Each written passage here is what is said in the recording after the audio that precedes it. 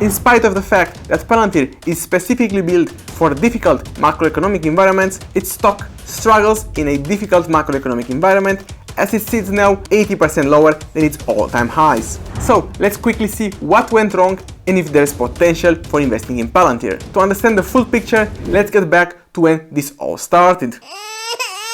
No, that's too far. It all started in September 2022 when Palantir became a public company at $10 per share. Palantir was founded in 2003 by Peter Thiel, who's a co-founder of PayPal and a part of the PayPal mafia. At the time, Peter Thiel let someone else run Palantir. That's when its co-founder Alex Karp steps in to take the role of the CEO. Karp has a college degree in law and a PhD in philosophy. Alex Karp highlighted the importance of high-performing software in high-stress situations, especially for the intelligence agencies and military operations. If you want to see what Palantir actually does, you can check this video. Since their first earnings report as a public company, Palantir promised to deliver year-over-year revenue growth greater than 30%. But can the software company also become GAAP profitable while growing fast? And what would it take for Palantir to achieve both fast growth as well as GAAP profitability? Following the IPO, things were going great. People were happy with Karp's leadership as investors bought the stock convinced by its growth potential. Palantir delivered on its first quarter as a public company, delivering 52% year-over-year revenue growth and crushing the estimates. Palantir also raised its 2020 revenue guidance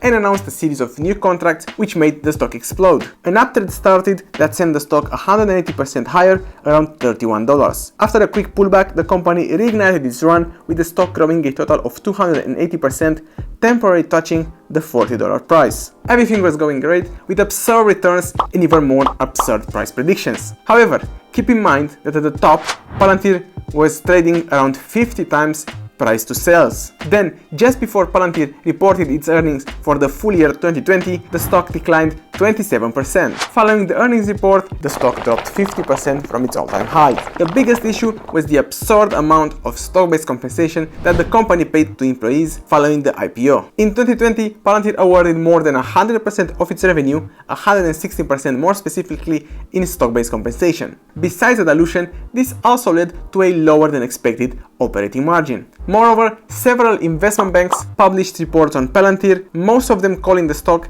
disconnected from fundamentals. In this 2020 earnings report, Alex Karp highlighted Palantir's long-term strategy once again. We are committing to keeping a growth threshold of above 30% for the next 5 years, but not focused on the day-to-day, quarter-to-quarter, near-term focus that quite frankly destroys businesses, is one of the main reasons why so many of our businesses, especially in tech, are actually only serving Wall Street and not serving their clients, and not serving an everyday investor. This is a similar stance to what Elon Musk has taken in 2018 with Tesla, when he hinted at taking the company private exactly for the same reason, a laser focus on the long-term growth. So all this creates the question, can Alex Karp grow Palantir successfully without massive dilution for the average investor? In November 2021, when the Fed dramatically switched its stance and announced it will start raising interest rates in an effort to tackle inflation, many growth stocks started to show weakness. Given that Palantir was still trading around 25 times price to next 12 months sales, which was really expensive at the time, the market didn't mix well the growth profile of Palantir with high interest rates. Growth companies are usually outperforming the market in periods where the interest rates are low because they create most of the value in the future, which is discounted at a low interest rate, which makes the company more valuable today. By this point,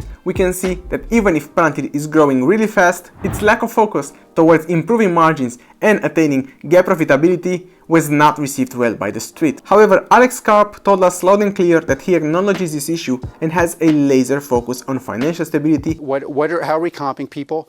And there will be a normalization that will get us into a range where you would see in a software company within the next 18 months, latest 2 years. But there's essentially, and that's going to take a little time. It is going to happen. This is a company built for bad times. Bad times mean strong finances internally, and that means at some point you have to be GAAP profitable.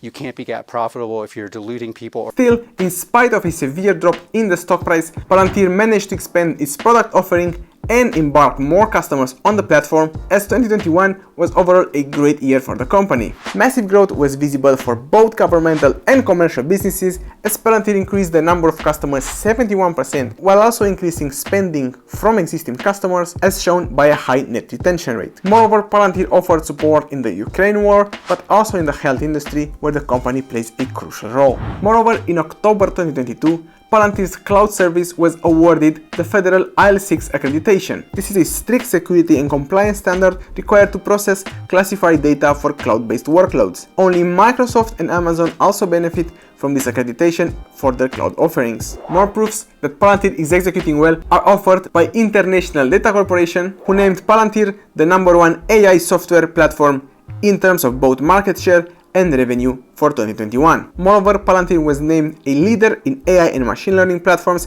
by independent research firm Forrester. Given the recent drop in price in conjunction with the progress of the business, I like to look at the insider activity. That's the activity from directors of the company or for people who hold material non-public information. Peter Lynch argues that investors may have various reasons for selling a stock, but only one reason for buying it: they believe the price will rise. Unfortunately for Palantir, insiders weren't really active recently, as they've only sold a couple of their shares. Still, Karp and Peter Thiel were lastly active in August 2021. The same goes for investment funds, which didn't jump on the Palantir stock, not even at this depressed price. I will be following closely the stock ownership, as I believe this might be a good leading indicator for a new rally. In May 2022, there was a turning point after the company posted its earnings results for the first quarter. After Alex Karp reiterated the importance of Palantir software in the context of Ukrainian war, the market seemed to be fond of Karp's storyline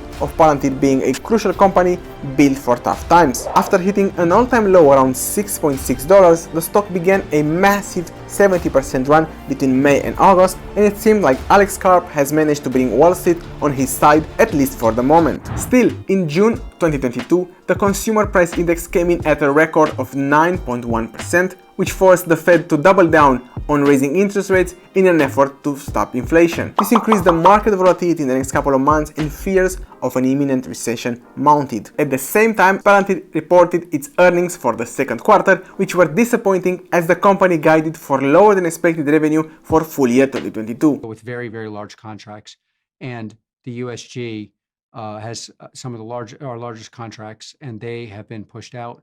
But because of uncertainty toward the end of the year, we're revisioning guidance down to $1.9 billion. There were two major issues that the market didn't like at all in this earnings report. Firstly, Alex Karp kept referring to Palantir's ability to grow its free cash flow, citing a 40% compounded annual growth rate. However, if we take a look at Palantir's free cash flow and we expense the stock-based compensation, as we should do since it's a real expense, Palantir has never actually generated any real free cash flow. Man, what? Secondly, Palantir only guided for a 23% revenue growth for full year 2022 because of a delay in its governmental contracts. This is the first time that Palantir shows weakness in its revenue guidance, abandoning their long-term goal of 30% growth. The same trend persisted during the third quarter's earnings report, when Palantir showed a tremendous slowdown in the commercial sector with only 17% year-over-year growth. Moreover, during the last year, Palantir managed to deliver lower than expected operating margin on 4 separate occasions. This, in conjunction with lower than expected growth and no real free cash flow, sent the stock 35% lower than its August 2022 high,